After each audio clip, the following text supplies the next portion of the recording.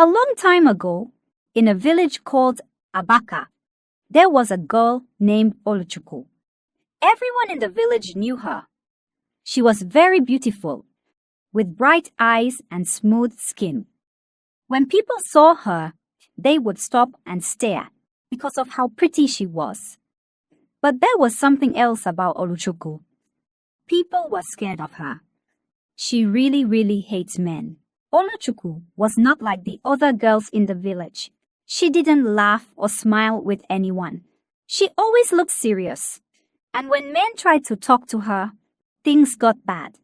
She would not let them come near her.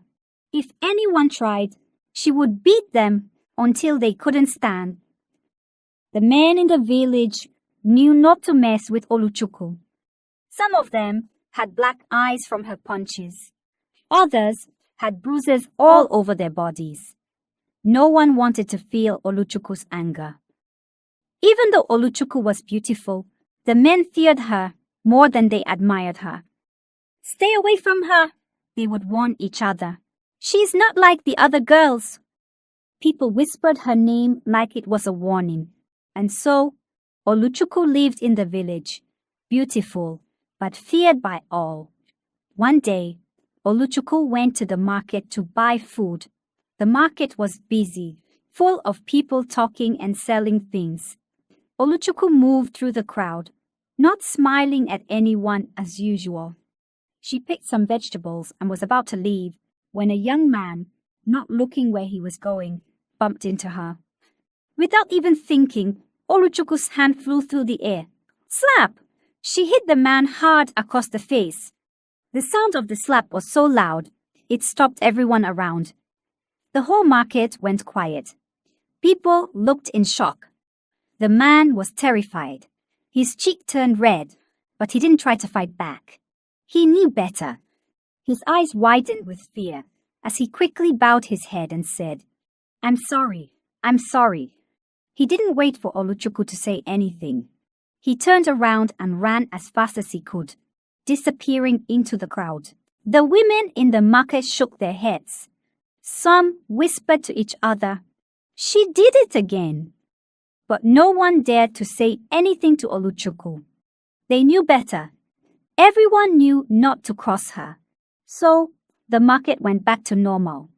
But the fear of Oluchuku grew even stronger in their hearts.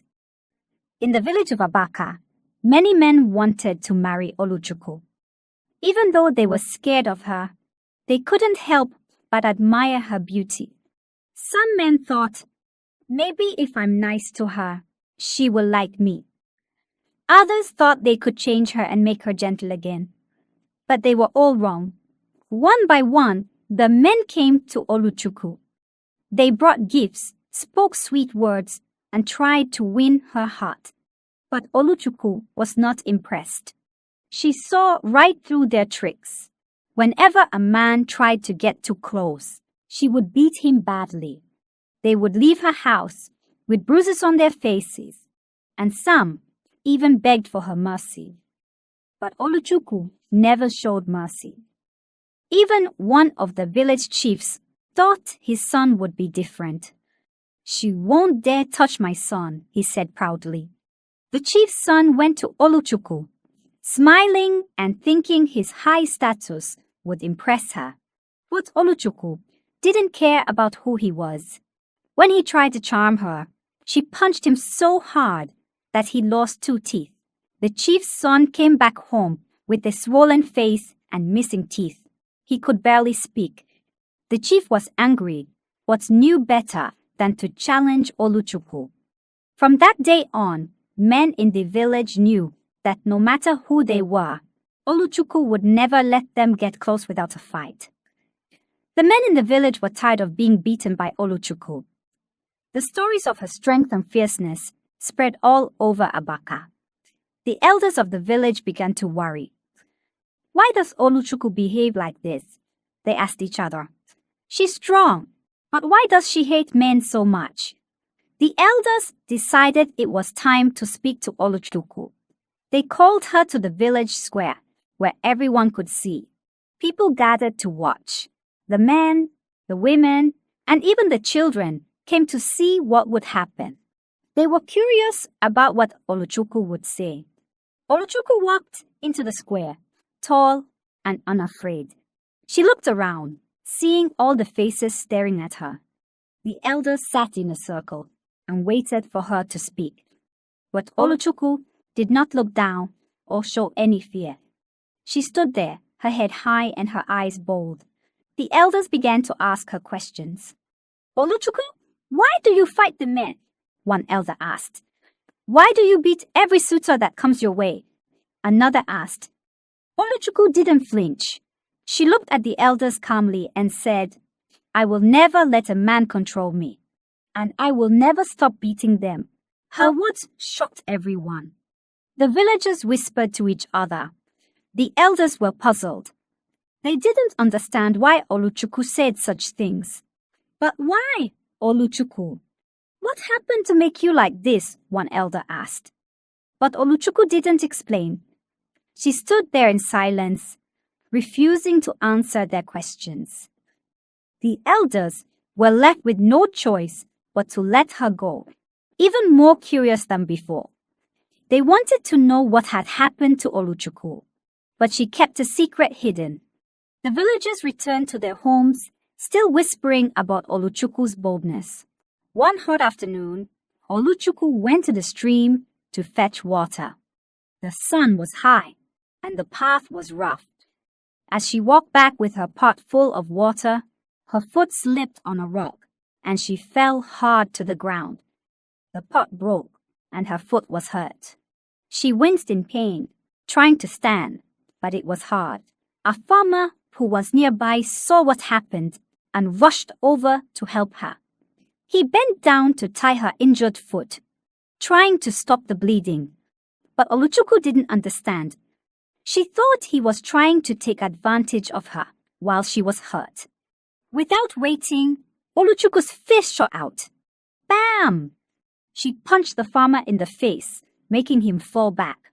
"Don't you dare touch me!" she shouted, her eyes blazing with anger. The poor farmer, holding his swollen face, tried to explain. "I was just helping you." But Oluchuku didn't listen. She was furious, thinking the worst. The farmer knew better than to fight back. In Abaka, men were not allowed to hit women, no matter what. So he stood up slowly, his face bruised and his body aching. He limped away quietly, leaving Oluchuku standing by the stream. The story of Oluchuku's rage spread like wildfire. "She beat a farmer who was only trying to help," the villagers whispered. But no one dared confront Oluchuku. They knew what she was capable of, and her fearsome reputation grew even stronger that day. Despite her fierce reputation, Oluchuku's beauty had caught the attention of the village prince. He was intrigued by her strength and independence. No one like her exists in the village, he thought. The prince believed he could win her over, so he began visiting Oluchuku with gifts, fine clothes, fruits, and rare jewelry. Oluchuku didn't push him away, but didn't warm up to him either. She remained cautious, her eyes watching his every move. The villagers couldn't believe it. "Will the prince be the one to change her?" they whispered. One day, the prince invited Oluchuku for a walk by the stream. The air was cool, and the water flowed gently. As they walked side by side, the prince thought to himself, "Maybe Oluchuku is starting to like me. She hasn't pushed me away all this time." Feeling confident, the prince made a terrible mistake. He reached out to hold Oluchuku's hand, thinking it was a small, gentle gesture. But to Oluchuku, it wasn't gentle at all. It felt like someone trying to control her, just like the men she had fought before. In an instant, Oluchuku's temper exploded. Her eyes flashed with anger, and before the prince could say another word, she attacked him. Bam! She punched him hard in the chest, and then pow! another blow to his face. The prince tried to defend himself, but Oluchuku was too strong and too fast. She didn't stop until he was on the ground, bruised and bleeding. The prince's guards, who had been standing nearby, rushed over to help. They picked up the prince, who was too weak to stand on his own. His face was swollen, and he had cuts on his arms and legs. They carried him back to the palace as quickly as they could. When the news spread through the village, people couldn't believe it. Oluchuku beat the prince. They gasped. No one has ever dared to lay a hand on him. The village was in shock. Even though they knew Oluchuku was fierce, they never thought she would go as far as attacking royalty. The whole village whispered about it, wondering what would happen next. When the prince returned to the palace, bruised and battered, the king was furious. "Who would dare do this to my son?" he roared. The servants trembled, but they all knew it was Oluchuku. No one else in the village had the courage to lay hands on the prince. The king immediately summoned Oluchuku to the palace. Word spread quickly through the village. Everyone rushed to the palace, eager to see what would happen. "How will Oluchuku answer to the king?" they whispered. The palace courtyard was filled with villagers, all waiting for the fierce girl to arrive. When Oluchuku finally appeared, she walked into the palace courtyard with her head held high. The people watched her, wondering if she would be scared. But Oluchuku wasn't afraid. She stood tall before the king, her eyes bold and unflinching, just as she had done with the village elders. The king, sitting on his throne, looked at Oluchuku with fiery eyes. "Why did you attack my son?" he demanded. His voice echoed through the courtyard, making the villagers shiver. But Oluchuku didn't flinch. She stood in silence, her face hard and her eyes filled with both anger and pain.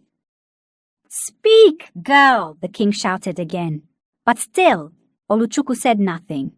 She kept her mouth closed, her heart pounding in her chest.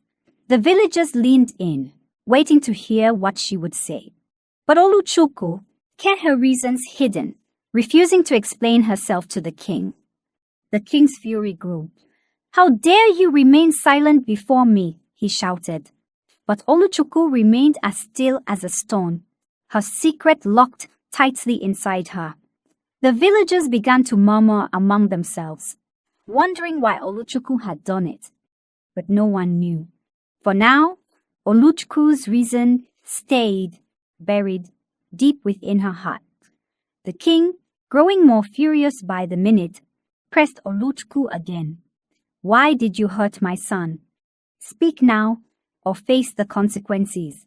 Oluchuku's heart felt heavy, and she could no longer hold back.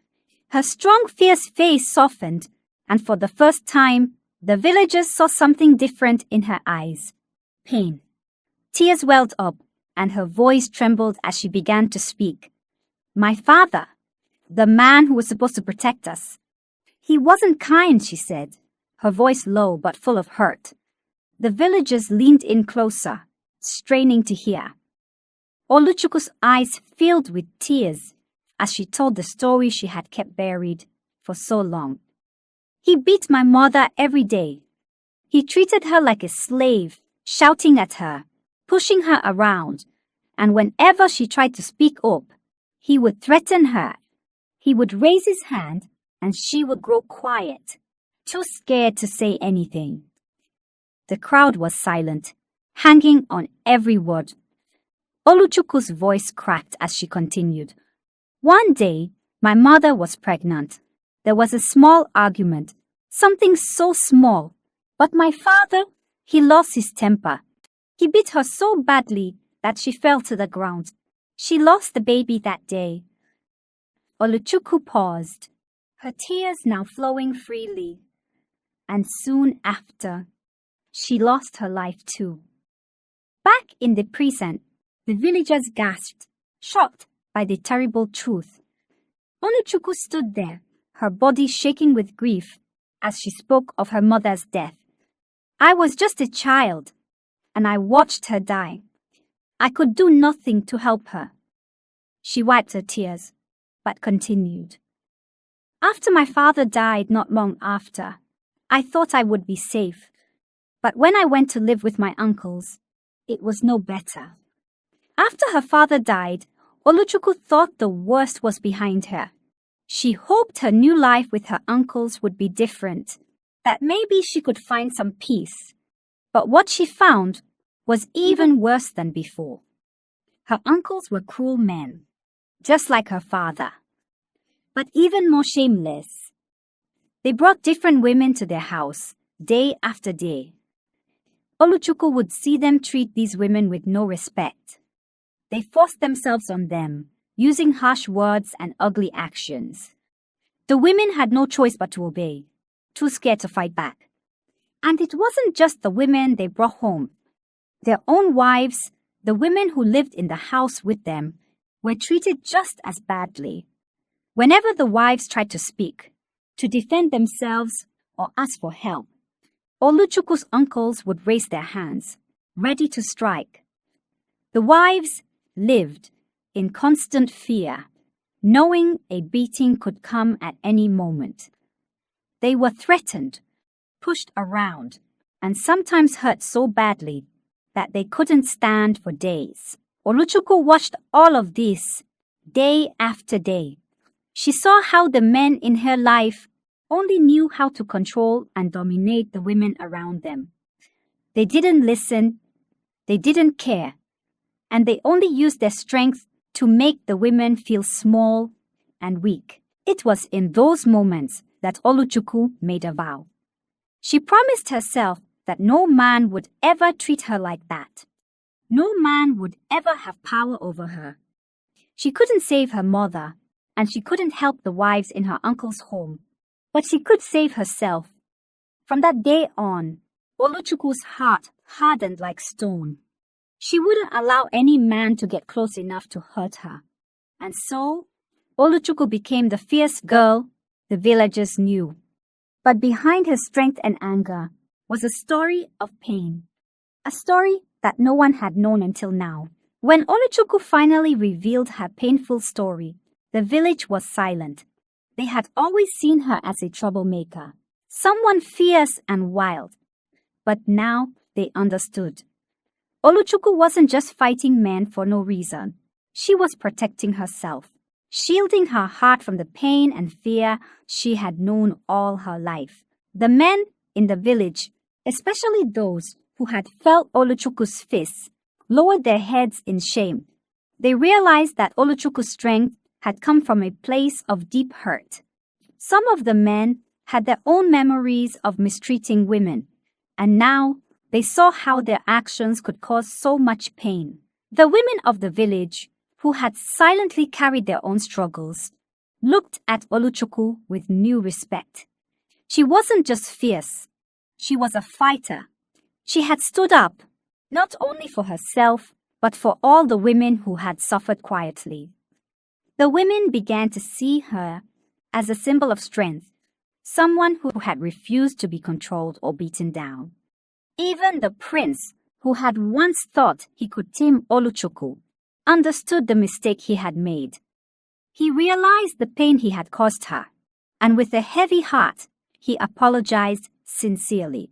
He promised never to hurt her again, and to respect the strength she carried. The king, hearing Oluchuku's story, made a declaration. "No man in Abaka shall ever treat a woman badly again," he said, his voice firm. The uncles, who had mistreated so many women, were punished for their cruelty. The village had learned from Oluchuku's story, and a new respect for women spread through the land. Oluchuku, still strong and fierce, began to open her heart just a little. She agreed to marry the prince, not because she had been tamed, but because he had shown that he could respect her and value her for who she was. It wasn't about control. It was about strength meeting strength, respect meeting respect. The village celebrated the union of Oluchuku and the prince. It wasn't just a marriage of two people, but a story of healing and courage. Oluchuku's journey from pain and fear to strength and respect became a story told for generations. It was the story of a girl who refused to be broken and a village that learned the true meaning of strength and respect. I hope you enjoyed the story.